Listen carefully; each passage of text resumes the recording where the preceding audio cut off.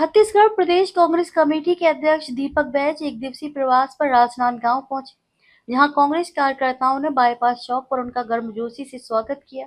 इस दौरान वे कुमारदा क्षेत्र में आयोजित कार्यक्रम में शामिल होंगे, साथ ही कार्यकर्ताओं की बैठक भी लेंगे। राजनांदगांव पहुंचने पर प्रदेश कांग्रेस अध्यक्ष दीपक बैज का पर्री नाला बाईपास चौक पर कांग्रेस कार्यकर्ताओं ने स्वागत किया।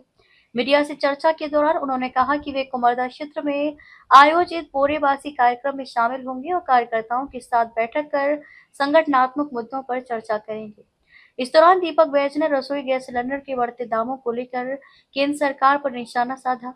उन्होंने कहा कि व्यावसायिक एलपीजी सिलेंडर के दाम में 993 रुपए की बढ़ोतरी हुई है और बीते 2 महीनों में ये तीसरी बार वृद्धि है, जिससे आम लोगों का रसोई बजट प्रभावित हुआ है और चाय नाश्ते जैसी सामान्य चीजें भी महंगी हो गई हैं। वहीं हाल ही में विभिन्न राज्यों में हुए चुनाव को लेकर उन्होंने कहा कि इंडिया गठबंधन बेहतर प्रदर्शन करेगा। डोंगरगढ़ क्षेत्र में अवैध शराब के बॉटलिंग यूनिट मिलने पर उन्होंने राज्य सरकार पर आरोप लगाते हुए कहा कि राजनांदगांव अवैध शराब का केंद्र बनता जा रहा है। नारी शक्ति वंदन अधिनियम को लेकर भी उन्होंने प्रतिक्रिया दी। उन्होंने कहा कि महिला आरक्षण के मुद्दे पर भारतीय जनता पार्टी भ्रम फैला रही है। उनके अनुसार पहले जनगणना होनी चाहिए और उसके बाद आबादी के आधार पर प्रतिनिधित्व सुनिश्चित किया जाना चाहिए।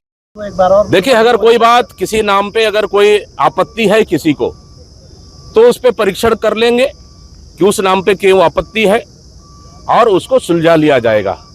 और रही बात सोशल मीडिया में कोई लिख रहा है, अगर कोई इस्तीफा दे देता है तो पार्टी किसी के लिए कोई मजबूर नहीं है। पार्टी में काम करने वाले लंबी फौज है हमारे पास, इसलिए कोई इस तरह की अफवाहों से सबको दूर रहना चाहिए। आज हम लोग राजनांदगांव जिले के कुमारदा में जा रहे हैं और जहां बोरेबासी त्योहार और कार्यकर्ताओं का बैठक रखा गया है, उसमें शामिल होने जा रहे हैं।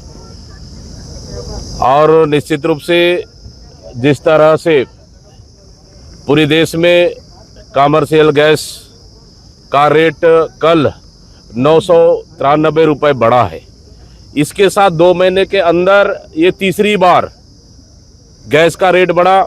पहले तो रसोई गैस में 60 रुपये की वृद्धि हुई और उसके बाद सीधा कमर्शियल गैस 1500 से 3071 रुपये हो गया, मतलब 1500 लगभग 2 महीने में बढ़ गया है।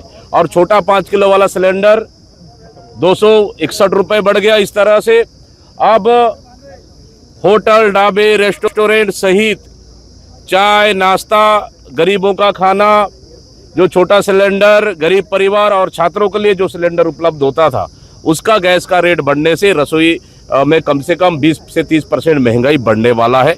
ये सिर्फ रसोई का गैस बढ़ा है, इसके बाद पेट्रोल और डीजल का भी गैस उसका रेट बढ़ने की भी संभावनाएं हैं।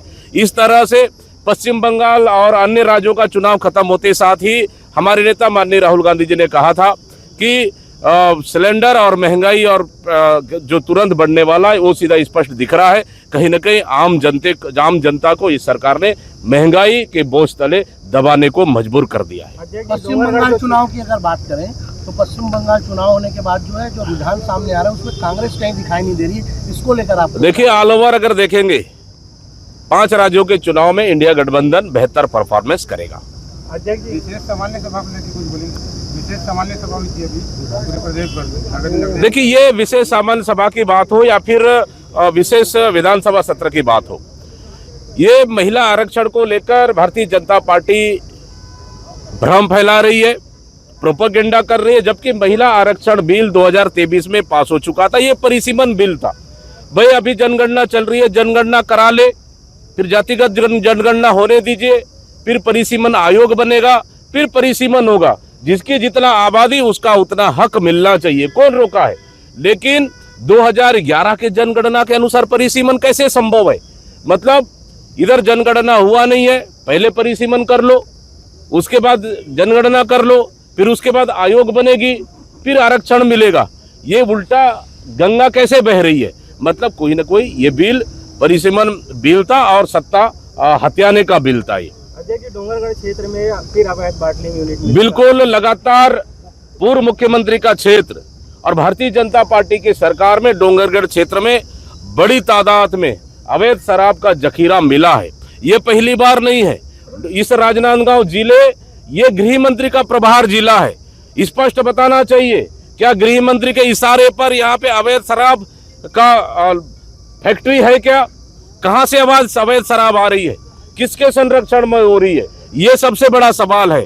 अवैध शराब का अड्डा बन चुका है राजनांदगांव, और कहीं न कहीं ये भारतीय जनता पार्टी की सरकार के संरक्षण में और गृह मंत्री के संरक्षण में यह अवैध शराब का पूरी तरह से अड्डा बना हुआ है। सरकार को इस पे कार्रवाई करना चाहिए, और किसके संरक्षण में हो रहा है, कौन है इसका मास्टरमाइंड, सरकार को स्पष्ट करना चाहिए। राजनांदगांव से विजन टाइम्स न्यूज के लिए भूमिका देवांगन की रिपोर्ट।